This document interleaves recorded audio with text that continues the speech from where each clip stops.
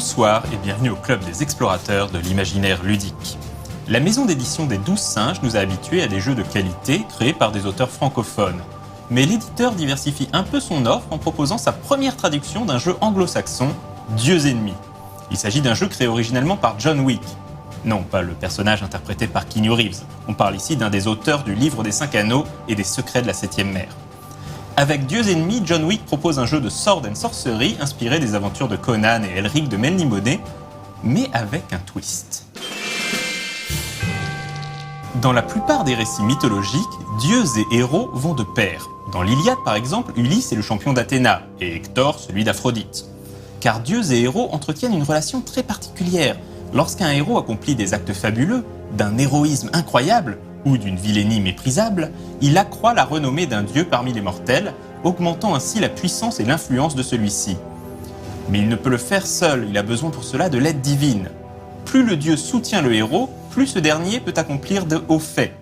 Et plus le héros en accomplit, plus il donne en retour de la puissance au dieu, puissance que ce dernier peut utiliser pour l'aider. Dieux ennemis peut s'appliquer à n'importe quel panthéon de n'importe quelle mythologie, mais le livret de règles présente 7 dieux récurrents dans l'œuvre de John Wick. Falvrendir, dieu des champs de bataille, également connu sous le nom du Sanglant, méprise les faibles et favorise les forts. Il n'accorde jamais de bénédiction à ceux qui en réclament, seulement à ceux qui le méritent. Aelon Valeron, dieu de l'artisanat, frère du Sanglant, est le maître forgeron, le maître artisan, le maître marchand. Il a enseigné l'agriculture aux hommes, frappé la première pièce de monnaie, donné à l'humanité les compétences dont elle avait besoin pour s'élever au-dessus des animaux. Ashalim Avendi est le dieu de la fortune. Quand on lance une pièce, lui seul sait de quel côté elle va tomber.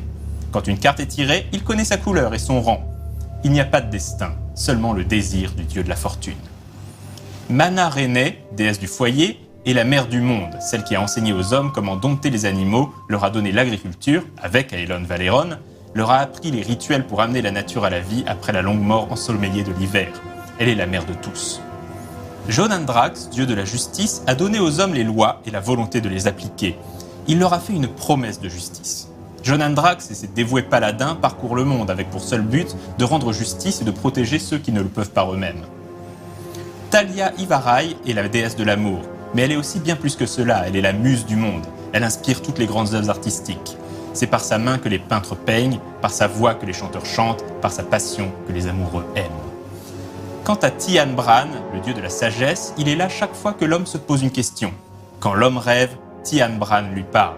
Le monde est plein de secrets, mais le dieu de la sagesse les connaît tous et les révèle à ceux qui sont dignes de ses connaissances.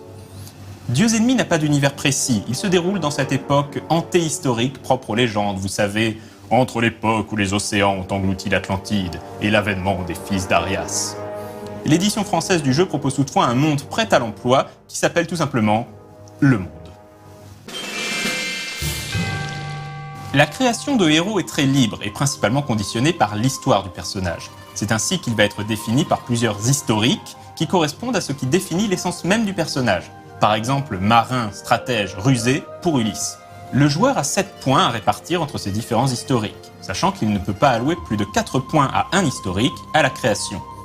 Le joueur devra ensuite dépenser des points entre les différents dieux du Panthéon afin de définir lesquels ont sa faveur. Chaque héros possède également une faiblesse héroïque, dont le plus célèbre exemple est le talon d'Achille.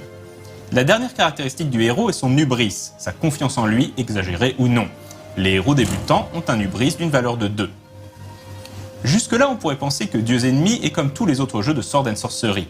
Mais l'idée maîtresse du jeu est que chaque joueur ne jouera pas seulement un héros, mais aussi un dieu. Pas le dieu de son propre héros, sinon ce ne serait pas drôle, mais le dieu du héros d'un autre joueur. La nature des relations entre le héros et son dieu sont également très variables. Parfois ils s'entendent à merveille, mais il arrive également, il y a plein d'exemples dans la mythologie, qu'un héros ne soit le champion d'un dieu que malgré lui. Et plus rarement encore, un dieu et son héros peuvent ne pas s'entendre du tout, voire être des ennemis. Évidemment, c'est ce genre de relations qui font les personnages les plus intéressants. Dans Dieux ennemis, les jets de dés ne s'effectuent que lorsque l'issue d'une action est incertaine. En d'autres termes, lorsque le héros a besoin de prendre un risque.